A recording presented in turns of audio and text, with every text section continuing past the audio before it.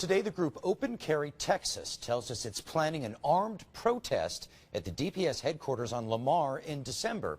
And that's coming after two men were arrested at the Capitol over the weekend for carrying black powder pistols, which is legal. Fox 7's Casey Claiborne joins us live in the studio with an update on all this. Casey. Yeah, Mike, the handguns were actually collector's items made before 1899. And Texas law actually says those are okay to openly carry because they're not considered firearms. Since gun rights activists really know their stuff when it comes to gun laws, naturally, when these arrests happened, drama ensued. On Saturday, Fox 7 was covering another story at the Capitol when we ran into this crowd of people clearly upset with state troopers. It means their job. Hey, as a soldier, can I just start shooting the enemy if I'm told to? Thanks to cell phone footage, the arrests that had just taken place were caught on camera.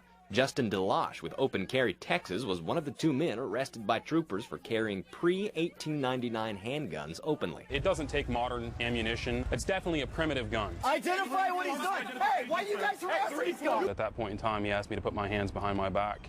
And at which point I said, sir, you haven't told me what I've done wrong. You haven't identified yourself to me or any of that. DeLosh says the other guy, A.J. Postel, says troopers were so forceful during the arrest they hurt him. The officer's left leg is kicked way out, so therefore all the way to his body weight is going on A.J.'s back, and it actually cracked some of A.J.'s ribs. DPS tells Fox 7 in a statement the men were arrested, quote, for criminal trespass, a Class A misdemeanor.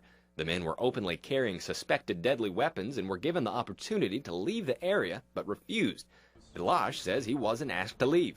UT Law professor Richard Segura and law student Phil Harris helped us flesh out the law in the Texas Penal Code. Firearm does not include a firearm that may have characteristics of weapons made illegal and that is an antique or curio firearm manufactured before 1899. Harris says there are plenty of questions that remain to be answered. I'd say the two are, did the officers have the ability to ask them to leave? Did they have the greater right of possession? And were they carrying a deadly weapon? The deadly weapon is just an exacerbating factor on top of the criminal trespass. In other words, the deadly weapon makes the punishment range greater for the criminal trespass. The true question is, should they have been arrested for criminal trespass, irrespective of whether they had the deadly weapon or not? Sir? Yes, sir. While we were interviewing DeLosh Wednesday afternoon, this happened. A trooper took him to the side and asked him if he was openly carrying a handgun, but since it was just his empty holster in protest of not getting his gun back after being arrested, the officer let him go. And one of the issues raised after Saturday's incident is the cursing and overall angry behavior of the crowd in response to the arrest.